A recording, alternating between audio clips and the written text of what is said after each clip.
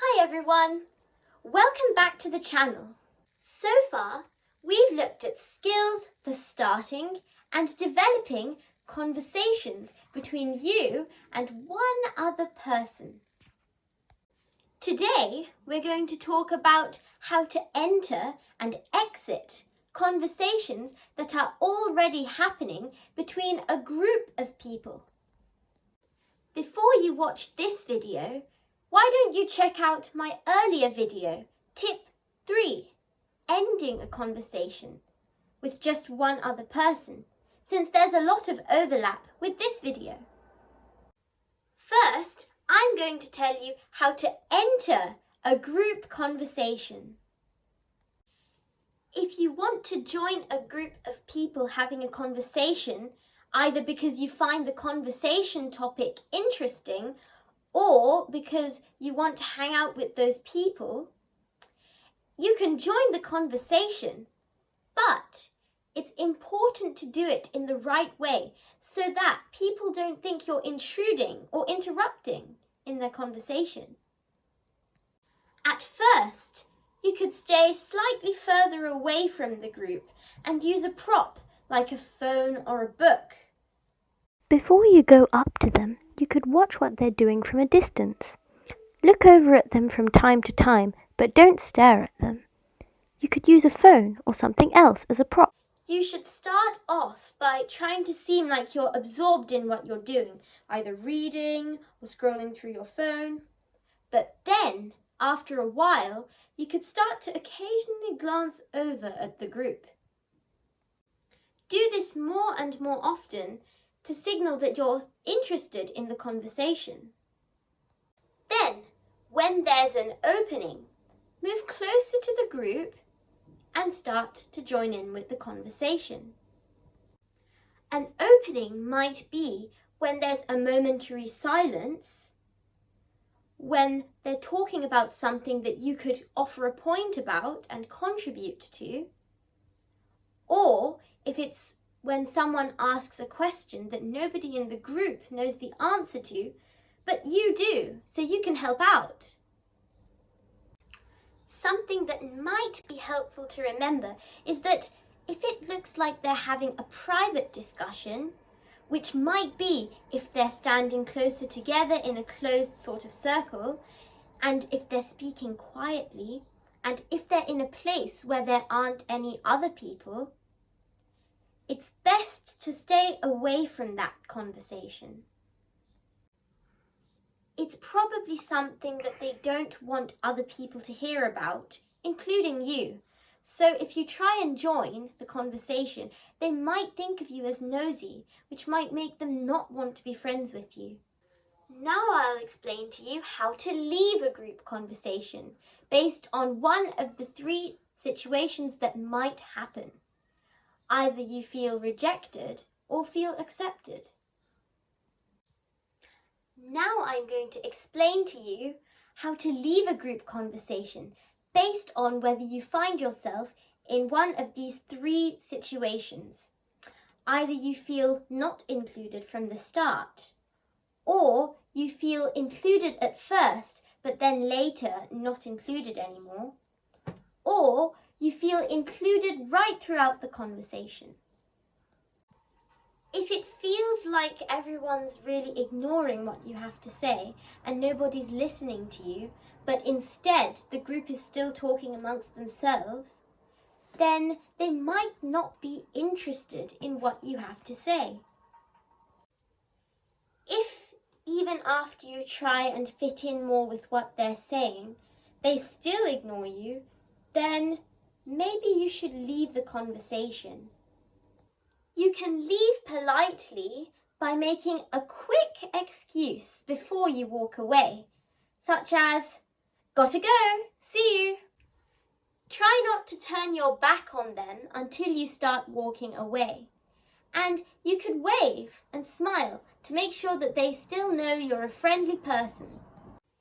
If at first you feel like a part of the conversation and the other people in the group are talking to you, but then later you feel like you aren't included anymore and they're just talking to each other, it's fine. You could leave the conversation now. Just like before, you can leave politely by making a quick excuse.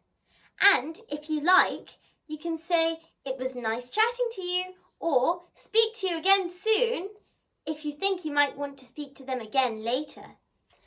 If you felt included in the conversation from the start until the point you have to leave, you should make a more detailed and longer excuse to increase the chance that you can talk to them again later. You should try and make the excuse suited to your situation.